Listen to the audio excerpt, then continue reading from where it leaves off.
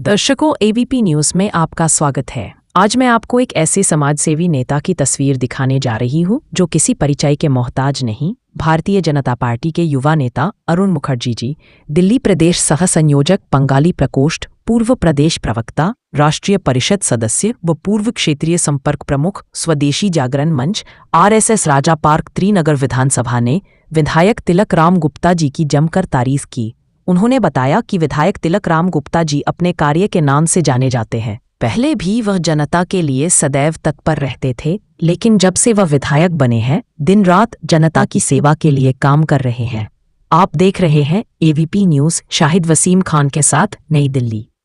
दर्शकों, एबीपी आपका स्वागत है। इस वक्त मैं आपको तस्वीर दिखा रहा हूं तो त्रिनगर विधानसभा से हमारे साथ मौजूद है भारतीय जनता पार्टी जिन्होंने अपना तन मन धन सब कुछ लगाया है। अरुण मुखर्जी हमारे साथ मौजूद हैं। तो सबसे पहले स्वागत है आपका एबीपी में। आज हम बात करेंगे, सबसे पहले अगर हम बात करें तो विधायक तिलक राम गुप्ता जी अपने कार्य के नाम से जाने जाते हैं। क्या कुछ कहना चाहेंगे विधायक जी के लिए? विधायक जी का काम पूरे भारतीय जनता पार्टी के सारे विधायक, मुख्यमंत्री हमारे बहुत अच्छा काम कर रहे हैं। प्रदेश स्तर पर जिस तरीके से काम हम लोगों ने शुरू किया, उसका परिणाम आप सामने देख रहे हैं कि इस बार जलभराव में लोग मृत्यु हुए। पिछली बार हमने देख बच्चे कितने मर गए जलभराव के कारण। इस बार ऐसा कुछ नहीं हुआ और कुछ होगा नहीं, क्योंकि ये सारे विधायकों हमारा काम है काम करना। सारे विधायक, सारे पार्टी के कार्यकर्ता, हमारे पदाधिकारीगण सब इसमें काम में जुटे और काम कर। मैं आज बात करूंगा, अपने चैनल के माध्यम से हमने सर्वे किया।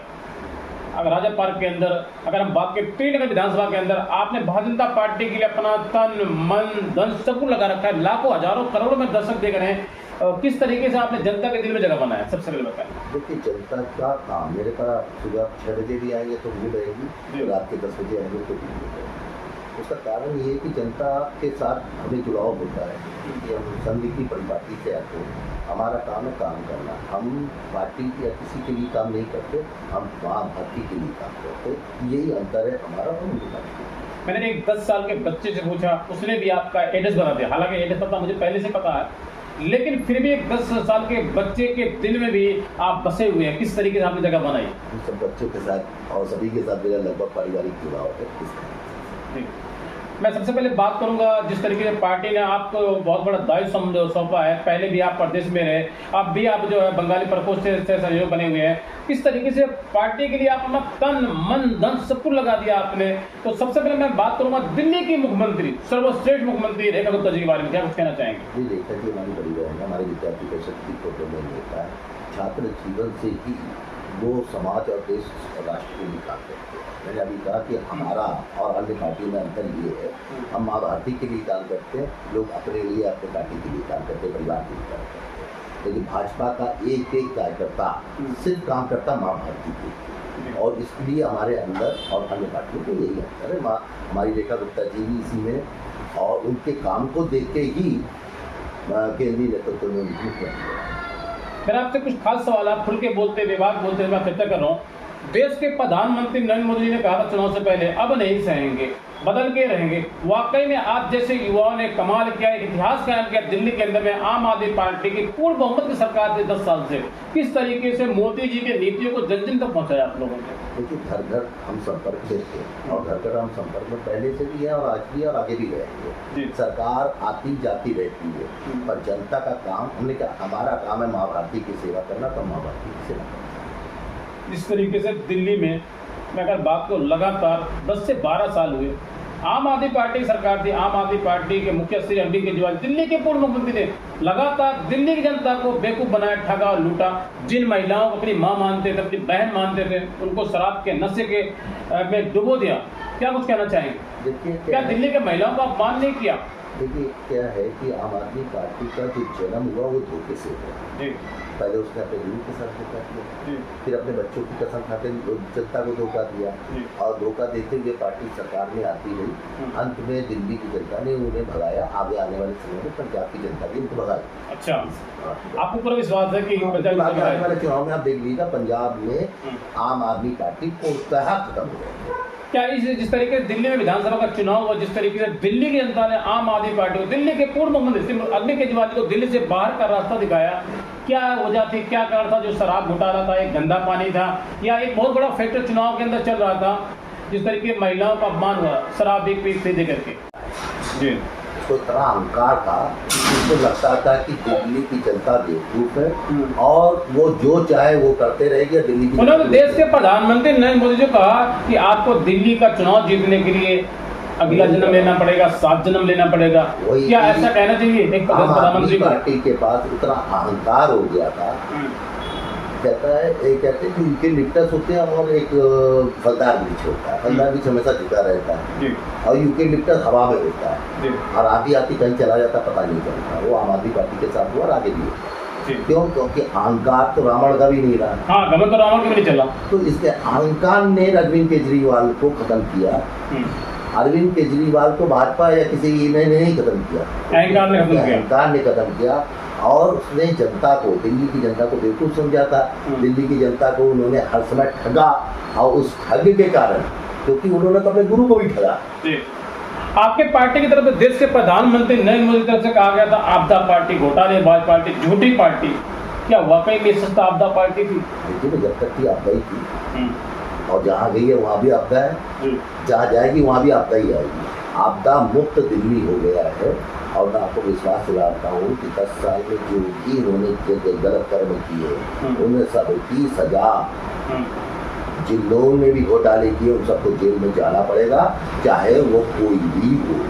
सीएम अरविंद केजरीवाल दिल्ली के पूर्व मुख्यमंत्री, आपके पार्टी तरफ से कहा जा रहा है कि वो पैरोल पे बाहर आए हुए हैं, वो दोबारा जेल के अंदर जा सकते हैं।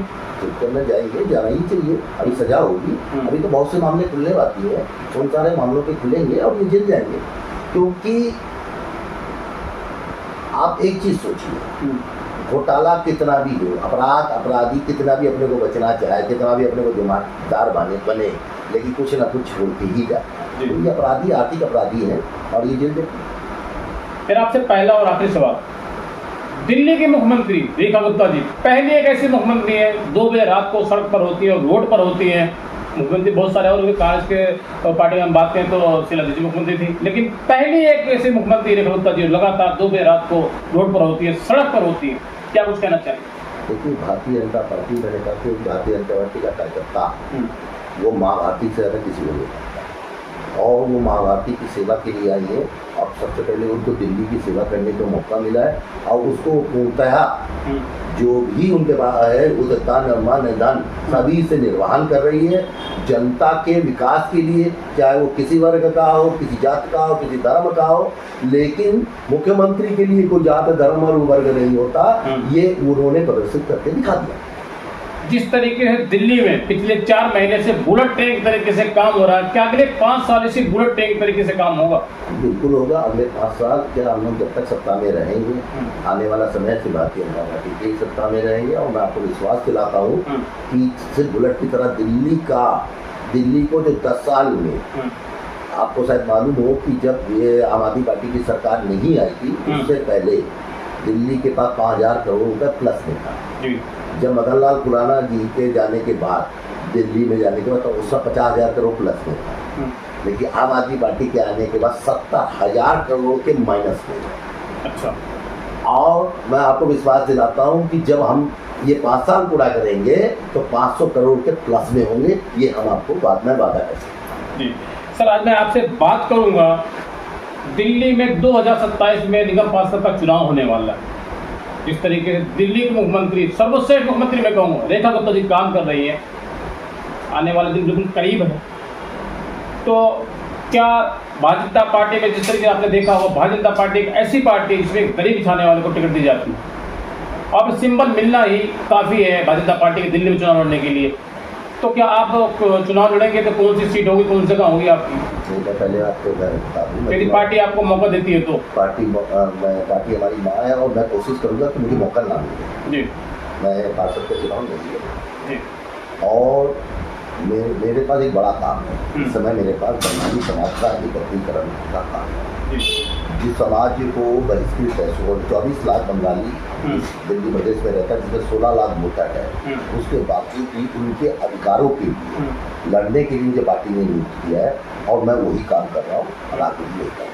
दूंगा। जब तक कि मैं उस काम को पूर्ण नहीं कर दूंगा तब तक पार्टी यदि चाहेगी, पार्टी के अलावा मुझे भी चुनाव लड़ने का कोई इच्छा नहीं है। और मुझे यदि पार्टी आपको मौका देती है तो फिर पार्टी की मौका देती है तो सर्वोपरि है, लेकिन मेरी अपनी व्यक्तिगत इच्छा नहीं है कि मैं चुनाव लड़ूं।